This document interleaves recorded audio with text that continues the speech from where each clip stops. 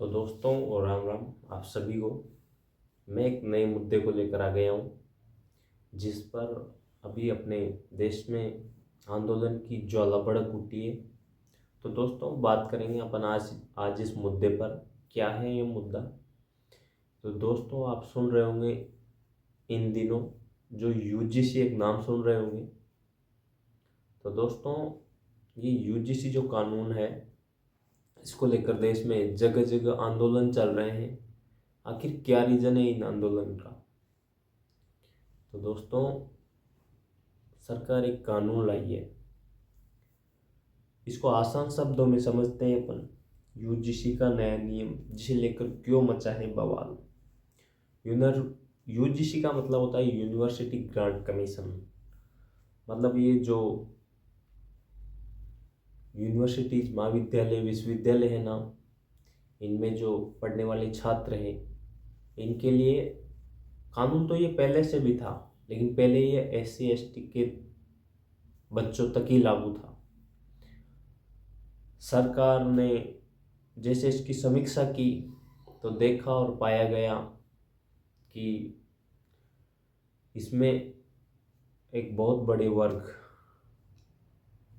जो कि OBC है इसको भी शामिल किया जाना चाहिए। तो सरकार ने 2026 में भी 15 जनवरी 2026 को इसमें OBC वर्ग को शामिल कर दिया है। तो दोस्तों ये ज्वाला यहीं से भड़क उठी है। कानून तो ये पहले भी था, लेकिन पहले SC ST तक लागू था, अब इसमें OBC को शामिल कर लिया है और यही कारण है इसके आंदोलन वगैरह करने। तो दोस्तों यूनिवर्सिटी ग्रांट कमीशन ने 15 जनवरी 2026 से पूरे देश में नए नियम लागू किए हैं। आयोग के मुताबिक इन नियमों का मुख्य उद्देश्य यूनिवर्सिटीज में जातिगत भेदभाव को खत्म करना है। जहां सरकार इसे पारदर्शिता लाने वाला कदम मान रही है, वहीं शिक्षाविदों का मानना है कि ये कड़े नियमों से शिक्षा की गुणवत्ता में गिरावट आ सकती है। अब देखो सबका अपना मत है। कुछ शिक्षाविद मान रहे हैं कि इससे शिक्षा में गिरावट आ सकती है, इसके साथ कॉलेज और यूनिवर्सिटी पर दबाव बढ़ेगा। बिल्कुल ये भी बात सच है। तो यूजीसी के इस नियम के तहत धर्म, जाति, लिंग, जन्म स्थान, विकलांगता या किसी भी पहचान के आधार पर भेदभाव का निषेध किया गया है। खासकर SC ST OBC इस वर्ग की सुरक्षा पर ध्यान दिया गया है। इस नियम से जातिगत भेदभाव की परिभाषा को व्यापक किया है और अब इसमें OBC वर्ग को शामिल कर लिया गया है। इसी बदलाव को लेकर विवाद हुआ है। विरोध करने वालों का कहना है कि इसमें सामान्य वर्ग के छात्रों का नुकसान है।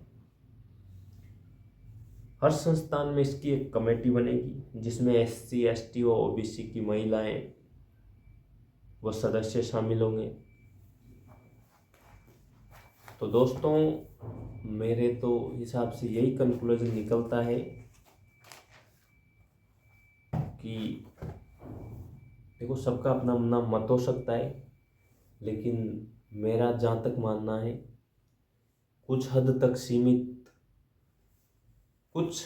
तक यह कानून सही भी है और कुछ हद तक ये अपनी सीमाएं यदि लांघता है तो यह एक सामान्य वर्ग को बहुत बड़े तरीके से नुकसान पहुंचाने वाला है। तो दोस्तों आप अपनी राय देके मुझे बताएं कि क्या यह जो कानून लाई है सरकार सही है, और यदि सही नहीं है तो कमेंट करके बताएं।